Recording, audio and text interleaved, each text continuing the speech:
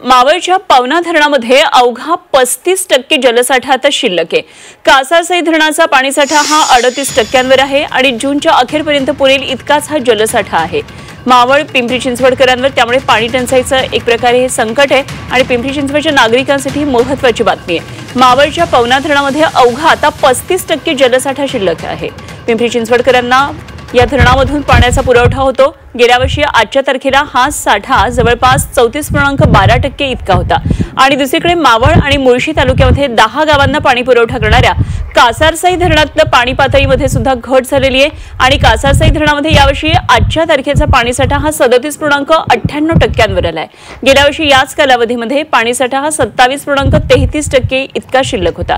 सध्याचा पाणीसाठा जूनच्या अखेरीस पुरेल इतकाच आहे, त्यामुळे पिंपरी चिंचवड आणि मावळ परिसरातल्या नागरिकांवर पाणी टंचाईचं हे संकट घोंगावत आहे।